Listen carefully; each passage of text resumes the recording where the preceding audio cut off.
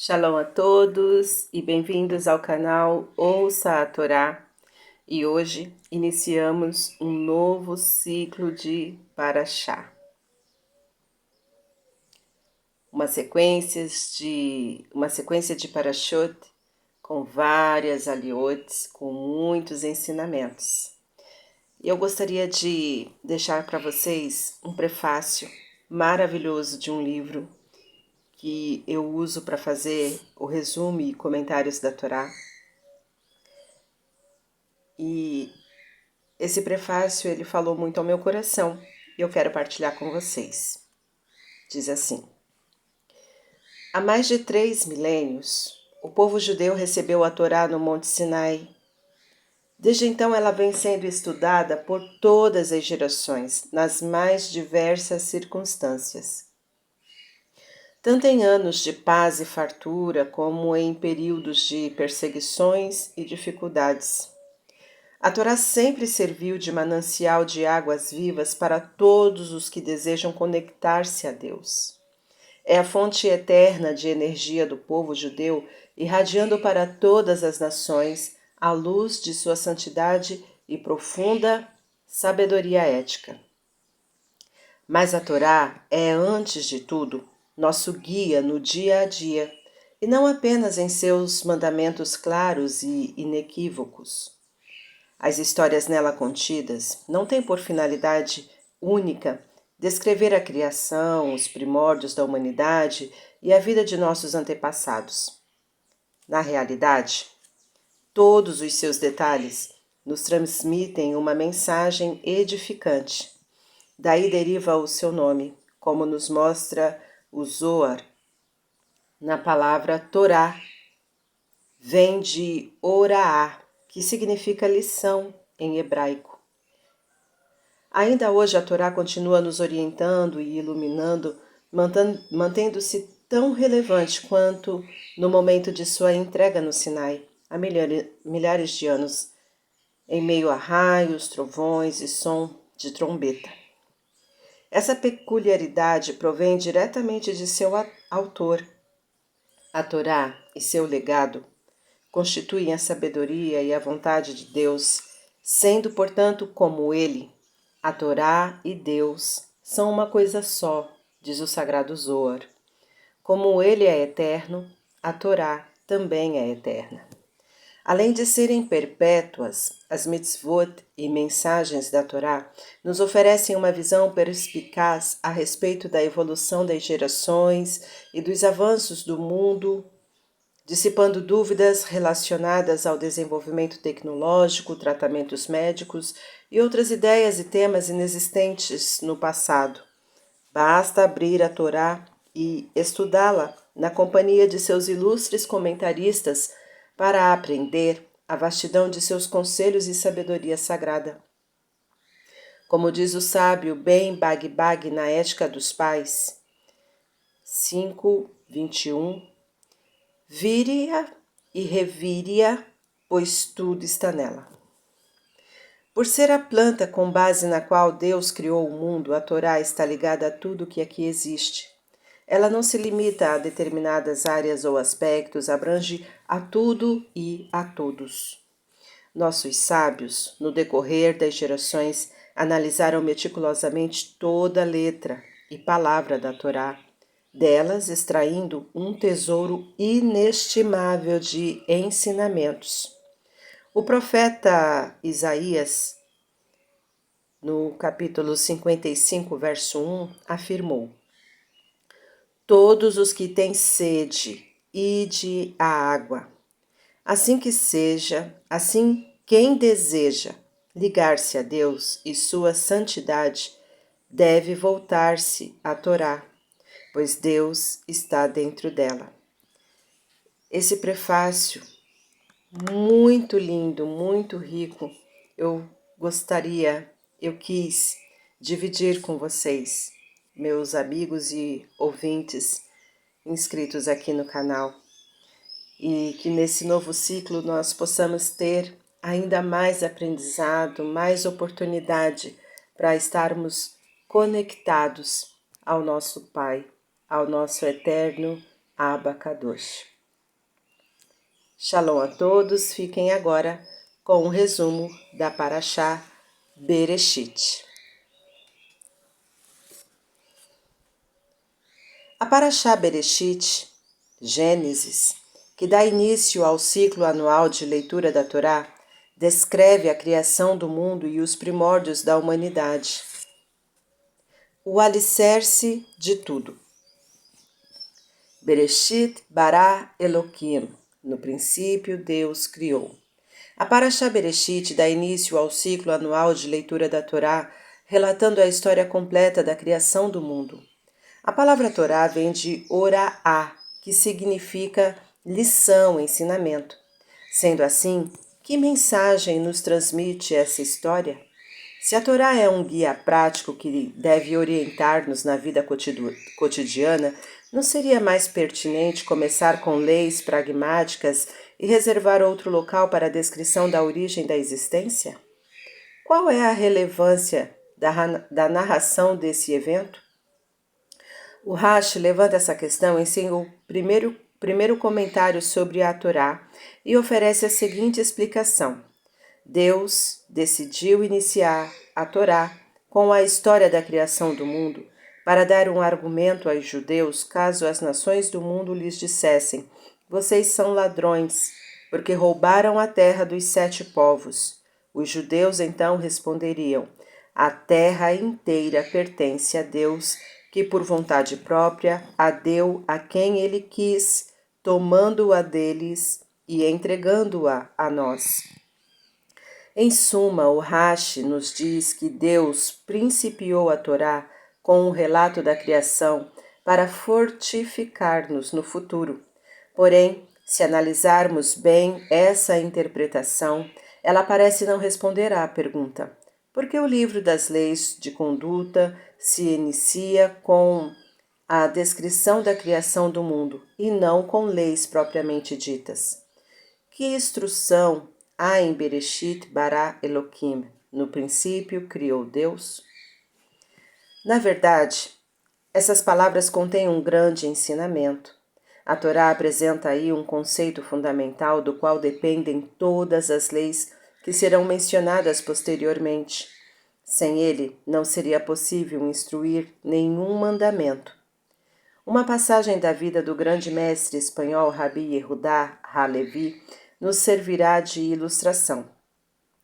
Perto da casa do Rabbi Yehudá morava um não-judeu. Ambos, leavdil, eram excelentes poetas. O não-judeu defendia a tese de que o mundo se criou sozinho.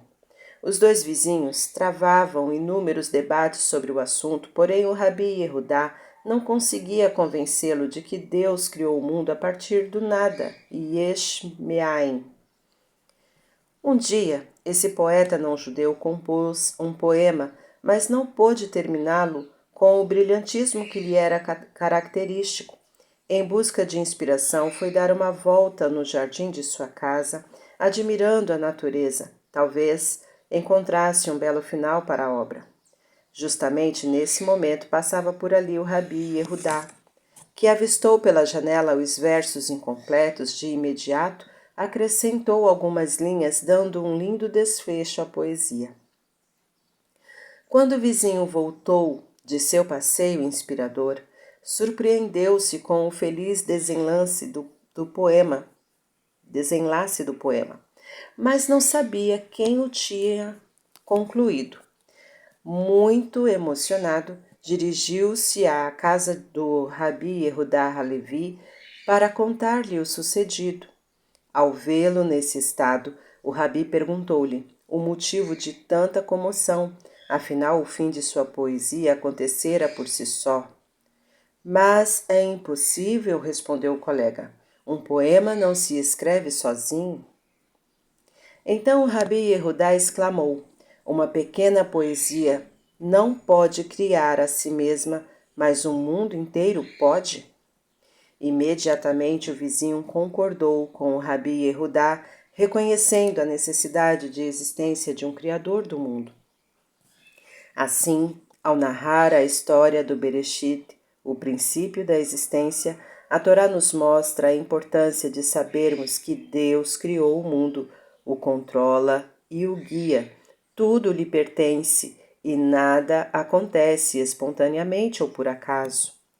Essa é a grande força que esse relato nos transmite e a base de todos os preceitos, pois, sem a consciência de que Deus criou o mundo, nenhum mandamento poderia ser estabelecido. Onde você está? Deus chamou o homem e disse-lhe: Onde estás? A Torá relata nesta paraxá o episódio do pecado de Adão, ao comer do fruto que Deus lhe proibira. Quando percebe o erro que cometeu, Adão esconde-se com sua esposa Havá entre as árvores do jardim do Éden. Então Deus o chama e lhe pergunta: Aieca, onde você está? Como se o estivesse procurando. O Rashi comenta que, embora o Criador evidentemente soubesse onde Adam se encontrava, ele fez essa pergunta apenas para puxar conversa, de modo que o primeiro homem não ficasse demasiadamente temeroso do improvável castigo. É sabido que todas as passagens da Torá, mesmo as suas histórias, contêm uma lição eterna válida para todas as gerações. O que podemos então aprender desse chamamento de Deus a Adão, a Ieká? Quando Rabi Shneur Zalman de Iliade, o primeiro rebbe do movimento Chabad, estava na prisão em São Petersburgo, um ministro foi interrogá-lo para colher algumas informações de que necessitava. Esse funcionário do governo era uma pessoa culta, de vasto conhecimento, inclusive da Torá. Por ser simpatizado com o Rebbe, pediu-lhe permissão para apresentar-lhe uma dúvida. O Rebbe aceitou. Então o ministro indagou: depois que Adão pecou comendo do fruto proibido, por que Deus lhe perguntou onde estava? Acaso ele ignorava o paradeiro de Adão? O Rebbe respondeu de acordo com a explicação do Rashi, mencionada acima, dizendo que Deus apenas começou a conversa dessa maneira com o intuito de falar em seguida daquele triste acontecimento. Insatisfeito, o ministro argumentou que já conhecia essa interpretação, mas gostaria de ouvir o comentário do próprio Rebbe a respeito do assunto. Então, o Rebbe lhe perguntou: o senhor acredita que a mensagem da Torá é relevante para cada um de nós em todas as gerações? Diante da resposta afirmativa do ministro, o Rebbe prosseguiu: o Criador nos faz um chamado constante, Aiká, onde você está? Como está atuando no mundo? Está cumprindo a sua missão? Pois cada indivíduo recebe dias e anos de vida a fim de que faça o bem para Deus e seus semelhantes. Portanto, olhe ao seu redor, verifique quantos anos já se passaram e o que foi feito deles. Será que foram bem aproveitados? É essa a lição que devemos aprender nesse episódio.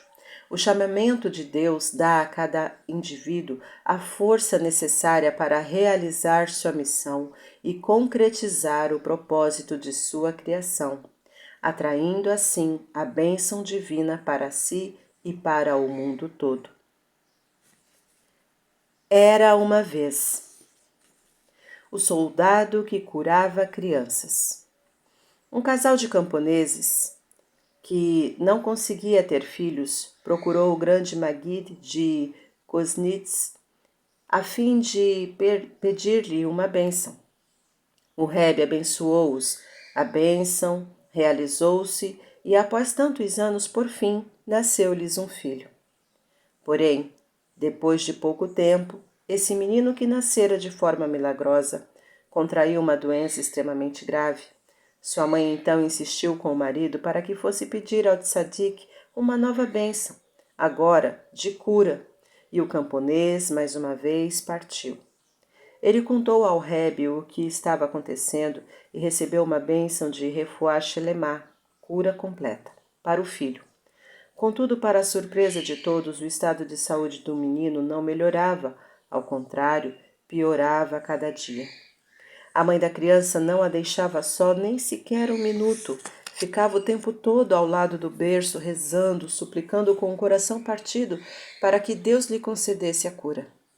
Certa vez a mulher adormeceu junto ao leito do filho e, quando acordou, viu ali um soldado que numa mão segurava um frasco e na outra uma colher. Ele dava do líquido do frasco ao menino, que o sorvia às colheradas. Ao ver essa cena, a mãe assustou-se terrivelmente e começou a gritar, afugentando o soldado. No entanto, a partir daquele momento, o menino recuperou-se pouco a pouco e, enfim, sarou. Os pais, obviamente, ficaram muito felizes, mas ao mesmo tempo inquietavam-se com o tipo de cura que ocorrera. E se tratar-se de feitiçaria ou algo semelhante, indagavam-se. O que fizeram? Viajaram novamente à cidade do Rebe para relatar o acontecido e pedir auxílio.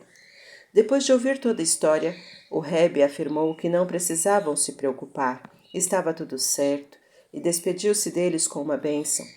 Em seguida mandou seu secretário, Shamash, pegar sua bengala e dirigir-se ao cemitério onde devia bater no túmulo de um determinado soldado e dizer-lhe que o Rebe estava chamando. O secretário realizou a tarefa solicitada e o soldado apresentou-se diante do Rebe, que lhe perguntou: Desde quando você é médico? O soldado lhe deu uma longa resposta. Quando fui convocado para o serviço militar, misturei-me com os não-judeus e passei a comportar-me como eles, até que já não era possível notar nenhuma diferença entre nós. Apenas nos documentos constava que eu era judeu. Uma ocasião fui com um grupo de soldados executar uma missão. No caminho, encontramos um judeu pobre que caminhava de volta para casa. Os militares o cercaram, revistaram e encontraram 75 rublos em seu bolso. Felizes com o achado, tomaram o dinheiro para garantir que o sujeito não contaria o caso ao chefe do exército, penduraram-no numa árvore e se foram. Ao testemunhar esses atos cruéis, minha alma judia despertou e eu senti profunda compaixão daquele coitado. Então me afastei do grupo e corri de volta ao local. Com uma faca, cortei a corda que o enforcava e assim consegui no último instante salvar-lhe a vida. Eu tinha algum dinheiro no bolso e restituí-lhe o valor que fora roubado. Agradecido, ele seguiu o caminho para casa ao reencontro de sua família. O grupo de soldados retornou à base e o comandante, como de costume, fez a chamada. Quando gritou o meu nome, não houve resposta. Ele indagou onde eu estava e meus companheiros de pelotão disseram que eu estivera o tempo todo com eles, mas no final ficara para trás, provavelmente perdido. Imediatamente o comandante ordenou que fossem me procurar. Acharam-me ao lado da árvore em que haviam pendurado o pobre judeu e notaram que ele já não estava lá. Deduzindo que eu soltara a vítima e lhe salvara a vida, os soldados temeram que eu contasse tudo ao comandante e então decidiram enforcar-me naquela mesma árvore. Quando voltaram, relataram ao chefe do exército que haviam me encontrado morto, pendurado numa árvore. Em seguida, foram me buscar e me enterraram na cidade de Kusnitz. Após o meu falecimento, vi-me perante o Tribunal Celestial, Beit Din Shel Malá, que me informou: não podemos colocá-lo no Gan Eden, paraíso, pois todos os dias de sua vida você só cometeu averot, pecados. Contudo, tampouco podemos enviá-lo ao inferno, porque você salvou a vida de um judeu, e está escrito que todo aquele que salva a vida de um judeu é como se tivesse salvado o mundo inteiro. Acrescentaram que meu ato fora ainda mais nobre porque eu havia sacrificado minha própria vida. Consequentemente, decidiram que eu seria um médico e me deram permissão para curar crianças quando fosse necessário, concluiu o soldado. Essa história foi relatada pelo Rebbe Yeriel Meir de Gastinim, que comentou: Nós entendemos de ouro, prata, pérolas, etc., mas não temos ideia do valor de uma alma judia.